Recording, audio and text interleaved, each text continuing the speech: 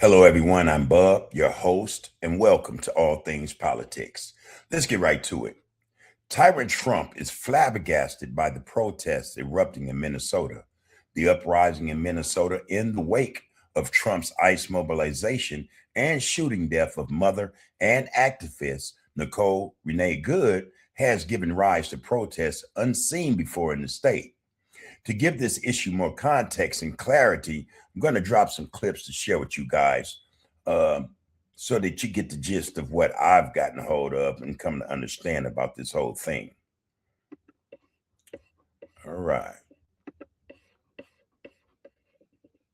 Take a look at this photo of the protests taking place right now in Minnesota. These protests are getting bigger and bigger. Tens of thousands of people showing up there in Minnesota. And we're seeing protests across the country. Now, it shouldn't be of any surprise to anyone looking at the scope, just the participation in this protest, dealing around the issue of ICE and Trump's policies concerning immigration or the deportation and detainment of integration. It's no surprise you see this many people wanting to be involved in this process. I tell you what, it's nothing to sneeze at. It should be taken very seriously because I think it is a serious enough matter. The matter is serious enough for that reason to be taken seriously, looked at, and dealt with. And in fact, I think it's of such a scale of magnitude that people should start considering whether or not this is something they want to involve themselves in, because it has its range, its scope, it touches on many levels. All right. And those levels, to a large extent, again, are some that will affect you eventually, even if you think it has nothing to do with you. Let's get back to this clip. With Status Quo have captured these protests, scenes of these protests. We've spoken with the peaceful protesters, those on this general strike, to bring you exclusive images that you're not seeing anywhere else. Just first and foremost, again, take a look at how huge this crowd is right here. Here are some other pictures, and here's Status Quo on the ground. Reminder. Listen, I don't care what anyone says, all right? This is a serious matter. This is a serious matter. When you see this many people want to be involved in something of this magnitude, I'm telling you, it's something worth paying attention to, okay? This many people in sub-degree weather, I mean, it's cold. It's like the Antarctic there, but there they are. During the destruction and terrorizing of communities caused by ICE and Border Patrol and Gestapo, and now they're out there documenting these protests. So here it is in -10 to -20 degree weather in Minnesota. You'll see thousands of Minnesotans marching together in solidarity as part of this general strike demanding ICE leave the state. Now, again, just, man, to have this many people, man, there's something going on, all right? It's something, I think, again, on the level where people are saying, hey, this is some serious stuff. And, we have to not only say, but do something about it. I take this to be one of them situations where it can be that spark, that spark that ignites this blaze. It's going to burn a whole lot of things down. It's going to put a lot of things in perspective. Clip. What we are doing here right now, showing what the will of the masses is here in Minnesota. I have gone this whole time without noting what the temperature is outside. As of right now, it should be about -10. It feels colder with the wind chill. Earlier today, it reached a low of -22 degrees. And yet we are seeing tens of thousands. And yet they're out there. Now, I don't know if that's because a lot of them are used to that type of weather, but I think they're there because what's going on calls for their presence, their participation to bring a stop to what we see occurring in these United States by the Trump administration. Of people taking to the streets here in Minnesota in a popular demonstration of mass rage against the Trump administration and rage. That is the emotion that I have heard Minnesotans express more than anything else. All surrounding me are Americans, are Minnesotans who paid their taxes and have seen their taxes come back to them in the form of tear gas, in the form of retribution from immigration agents, and in the form of bullets that entered Renee Good. Let me jump in there. Yeah, I don't know. I see this, and I understand it for the most part. I understand it for the most part. There's a lot going on in this country, and rather than use a lot of the money that they're spending to, have these operations take place, they could be putting that money towards the homeless, social programs, a lot of which that money they've taken from the programs. I think I'm willing, to guess that they put towards this type of uh, process we see taking place in Minnesota. ICE, running up on people, abducting people, kidnapping people, detaining people, not just from the streets, but from their homes and their jobs. That money could be used for something way better than what we're seeing it put to. And that may be the reason why a lot of white people are upset, That may be the reason. I want to say that the biggest thing you can do to support I think the biggest thing you could do to support this, and I've said this a minute or so ago, is to get involved. To get involved. That's the only way I think to deal with this thing. Anything less than that, you're falling short of the mark. For lack of a better expression, you'll be falling way short of the mark. It's going to take all kinds of levels of participation for everyone inside and out the community, or that community in the nation as a whole, I think. Over 100 priests arrested in Minneapolis for protesting ICE in Minnesota, where today it's, again, negative 21 degrees outside of the airport. You'll see clergy gathering in prayerful solidarity to demand that airlines, especially Delta and Signature Aviation, cease contracting to deport individuals with DHS. Take a look right here at what was taking place outside of the airport.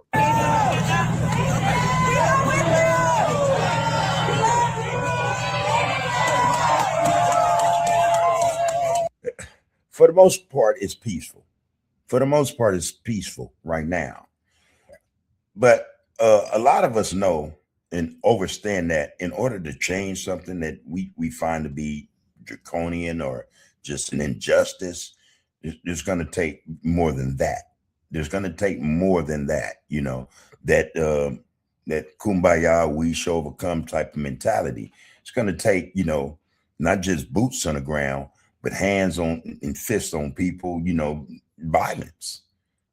Someone's going to have to, step up, honestly speaking, to bring a change to this whole situation. Otherwise, you're going to just see more of the same. You're going to see more of the same. And these peaceful marches, these demonstrations, like I said, they only carry so much weight. Now, from what I understand, they are having a general strike in the state. And that means work, businesses, so to speak, will be, if not shut down, boycotted, or, slowed down. But again, that's only going to go so far. It's not going to go as far as they would like it to go, because, I think they're prepared for that type of scenario.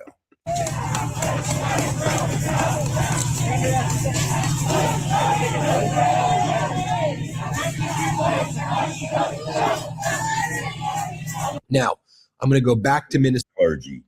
That's clergy. So, I don't know, man. Again, this is something that, see, we've seen this, I've seen this movie before. And I'm going to tell you, it's not going to get you far. It's not going to get them far. All right. Soda. Exactly, yeah. If your morning coffee isn't cutting it late. Yeah. That is something else. That is something else. Let me go back.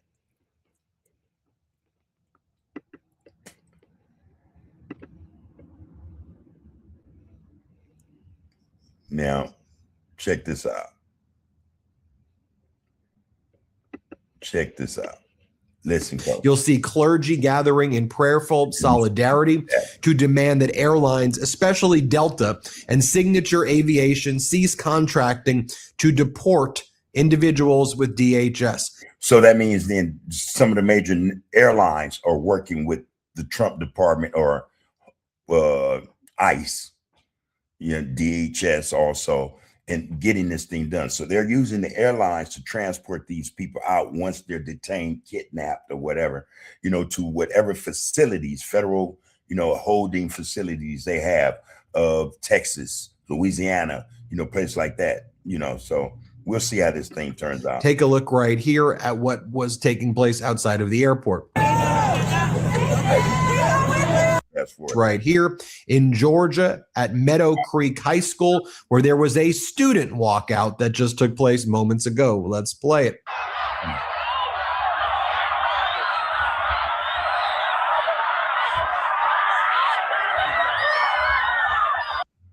Now I see, and rightfully so, mostly Latino, and this is Georgia. This is Georgia, okay? I don't know, it looks like, wow, mostly Latino. This looks like a school in Los Angeles,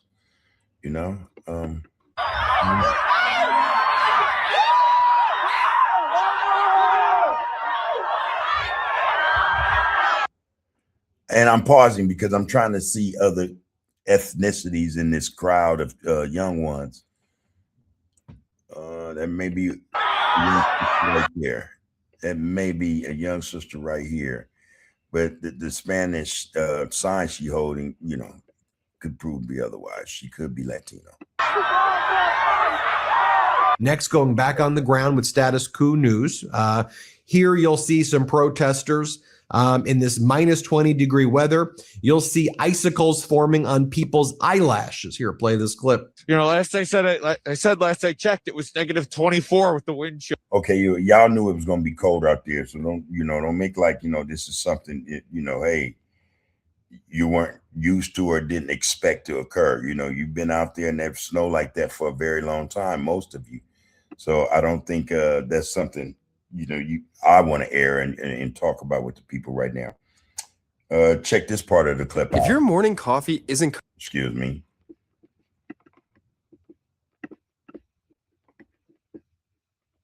All right, here we go. Here we go.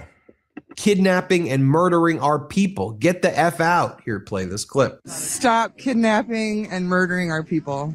Yeah, absolutely. I don't know. I don't know how to address that. I want to be not necessarily sympathetic, but understanding, to some degree. Kidnapping and murdering our people. That's the phrase they're using, okay? I'd like to know where that phrase was, or did they use that phrase when this was going on with our people? Murdering them, locking or incarcerating a vast number of brothers and sisters unjustly for long periods of time. Again, here's a process that's costing that taxpayer in that state, whichever state it is in the union, who, falsely or wrongly convicts a black person and have to release him 10, 15 years later with a monetary settlement. I don't know. I hope that this energy we see being displayed is the same energy, or will be the same type of energy at that level if something is to occur with us in this nation. And I say that because I think something very well may occur with us in this nation on the heels of this, what we see now with ICE and immigration. All right. And I'll get to that in another clip, but let's finish watching it. Absolutely. And get out, please. Get the F out of our state. ICE. Yeah. Where does it say about the current state of our country that you have to tell the federal government not to murder its own citizens? It's tyrannical, and we're falling under a fascist regime very quickly. Exactly. But that's nothing new. That's nothing new.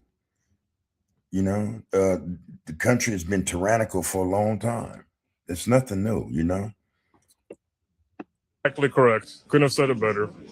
Fascism. I mean, is that where you think? I mean, are we there? Is this 1930s Germany? Is that what you see? It really How feels like it started in 1930s Germany. really does Sean feel would like be it. able to, get into the historical part. But yeah, I we're agree. following the exact pattern of what happened then.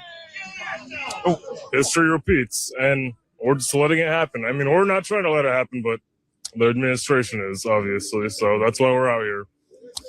I want to get your reaction to J.D. Vance's visit yesterday.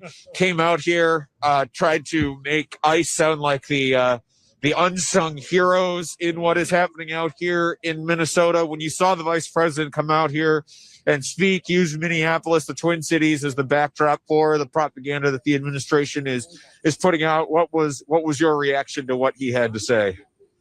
Everything they say is lies constantly. I mean, what else can Black people have been telling y'all this for a long time.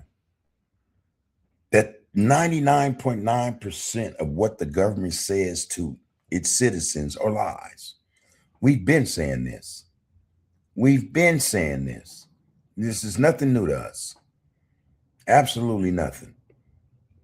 be the reaction? Just to almost, it would be funny if this wasn't so detrimental to our nation. My lips are starting to freeze, but yeah, I mean, it's complete BS. Pure propaganda. Yeah. That's all. That's all I thought. And This is using our state for propaganda. that is it's nah. This horrible. is not the right place for that. I think that's the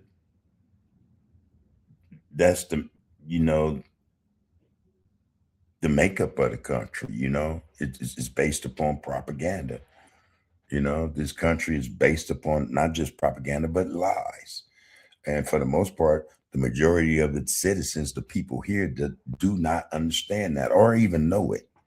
So again, this don't come as a shock to everybody, just some, but most of you. Another protester called out ICE and the Trump regime and said all these people that ICE and the Trump administration are effing over, every single one of these people have their own story, and we're marching right now for them.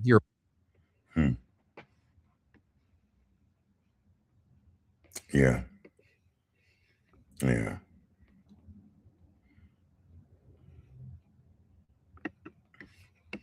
Let's catch this part. I like this piece right here by this guy. Yeah, you're living it. I want to talk to you a little bit about your sign that says every person is a story. ICE out of Minnesota. Can you explain that message? Every person is a story. So every person, every life is a story that begins at birth and ends at death. We agree. A lot of us melanated people agree with that. Every life is a story, beginning at death, life, and ending at death. But everybody doesn't want to hear the story. Some people could care less about the story until it's their story needing to be told. Black people have been saying this for the longest, but no one's been listening to our story. Sad that things of this nature have to occur for people to start waking up and seeing, what's really going on in this country. For people to finally grasp that this country is based upon lies and propaganda, it's not necessarily a soothing or a feel-good moment for Black people. We've been known this, but I don't know how to address it for you people who have known this until now. And your life is your story. Your story is your life.